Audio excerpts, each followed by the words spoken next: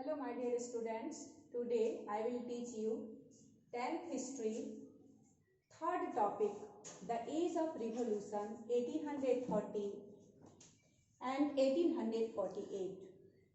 इसके previous video में मैंने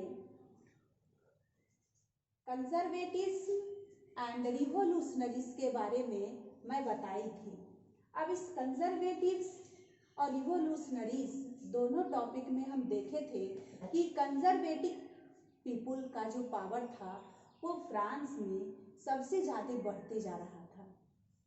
कहने का मीनिंग है कि उस समय 1815 के बाद जब वियना ऑफ ट्रीटी हुई थी, यानी उसमें जो यूरोपियन पावर में जैसे पर्सिया, रसिया, ऑस्ट्रिया, ब्रिटेन, ये उस समय यूरोपियन पावर के रूप में उभरे हुए थे। ये जब उस पर साइन करते हैं वियना ट्रीटी पे, तो कंजर्वेटिव रेजिम का पावर सबसे ज़्यादा उभर कर सामने आ जाती है। और हम उसमें देख चुके थे कि नेपोलियन के चलते फ्रांस में जितने भी चेंजिंग आई थी उन सबको पुनः वो रिस्टोर करना चाह रहे थे, जिसके चलते मोनार्की सिस्टम का फिर से रीस्टोरेशन हो सके। अब आज मैं फ्रांस में ही, अब पूरे यूरोप के लोग फ्रांस की तरफ बार बार झांक रहे थे। इट मीन्स फ्रांस उस समय एक पॉलिटिकल सेंटर बन चुका था। फ्रांस में कोई भी घटनाएं घटती थी तो वो पूरे यूरोप में एक सनसनी मैसेज की तरह पूरे फैल जाती थी। इसीलिए मेटरनिक ने इस पे टिप्पणी किए थे कि when France sneeze the rest of the Europe catches cold. It means कि जब फ्रांस छींकता है तो उसकी सर्दी की असर पूरे यूरोप में पड़ जाती है। कहने का मतलब है कि प्रत्येक मैटर के लिए पूरे यूरोपियन कंट्री बार बार फ्रांस की तरफ देख रहे थे कि फ्रांस में कौन सी घटनाएं घट रही है। तो आज हम इसमें बताने जा रहे हैं जुलाई रिवॉल्यूशन ऑफ 1830।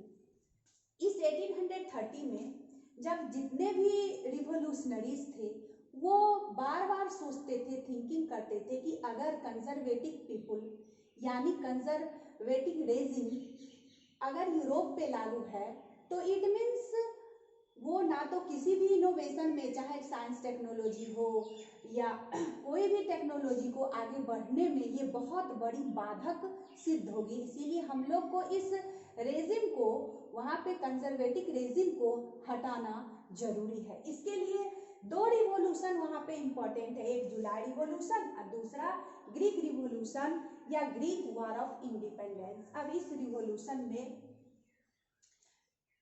जितने भी रिवॉल्यूशनरीज हैं वो वहाँ पे जो बर्बन डायनेस्टी का जो रीस्टोरेशन हुआ था यानी लुईस 17 का, ये लोग उसको उखाड़ फेंकना चाहते थे और उखाड़ फेंक दिए। उसके बाद ये लोग एक restore the constitutional monarchy was setup, और उस राष्ट्र को चलाने के लिए एक छोटा सा कॉन्स्टिट्यूशन तैयार करते हैं, यानी कि मोनार्की सिस्टम ही रहे लेकिन कॉन्स्टिट्यूशनल मोनार्की सिस्टम है जैसे कि इंग्लैंड की व्यवस्था में है। इट मीन्स प्रत्येक राजा अपने मन के अनुसार कोई भी लॉ का वो फॉर्मेशन ना इम्प्लीमेशन कर सकते हैं। इस प्रकार हम देखते हैं। और इस कॉन्स्टिट्यूशनल मोनार्की सिस्टम का हेड जो बनाया गया वो लुईस फिलिप को बनाया गया है। और ये अपराइजिंग धीरे धीरे आगे बढ़ते जाते हैं, जहाँ पर कि हम देखते हैं ये अपराइजिंग ब्रसेल्स में होती है, जहाँ पर कि बेल्जियम टूट करके यूनाइटेड किंगडम से अलग होकर के नीदरलैंड में आ जाता है, उसका एक पार्ट बन जाता है। इस प्रकार हम देखते हैं कि जुलाई रिवॉल्यूशन 1830 में ब्रसेल्स एक इंडिपेंडेंट कंट्री के रूप में आगे बढ़ते हैं और ये एक कॉन्स्टिट्यूशनल मोनार्की को सेटअप करते हैं। अब ये इंसिडेंट पूरे यूरोप में फैल जाती है और ये अपराइजिंग पूरे यूरोप में होना शुरू हो जाते हैं और जगह जगह लोग अपने कॉन्स्टिट्यूशन की मांग को रखते जाते हैं। एक और एग्जाम्पल यहाँ पे है Greek revolution and Greek war of independence. इसमें भी ग्रीक के लोग जो 15th सेंचुरी से ही ओटोमन एम्पायर का एक भाग बना हुआ था, ओटोमन एम्पायर के अधीन वो था।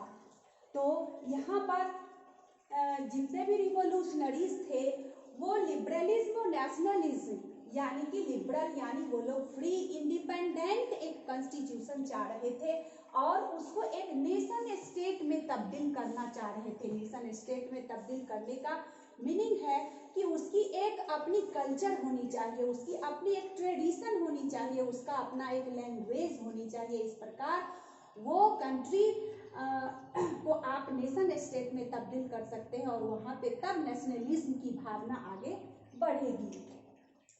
और इस ग्रीक को ओटोमन एम्पायर से अलग करने के लिए, स्वतंत्र इंडिपेंडेंट करने के लिए उसको ढेर सारे कंट्री हेल्प करते हैं, जैसे वेस्ट यूरोपियन पीपुल रिवोल्यूशनरीज हैं, कुछ पोएट्स हैं।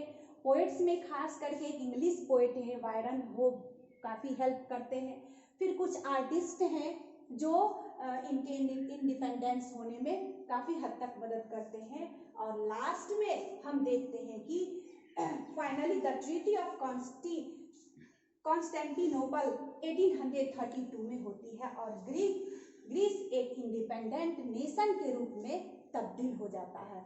इस प्रकार हम देखते हैं कि जो कंजर्वेटिव पीपुल का जो पावर है वो धीरे धीरे कम होते जा रहा है और जो रिवोल्यूशनरीज का पावर है वो धीरे धीरे आगे की तरफ बढ़ रहे हैं।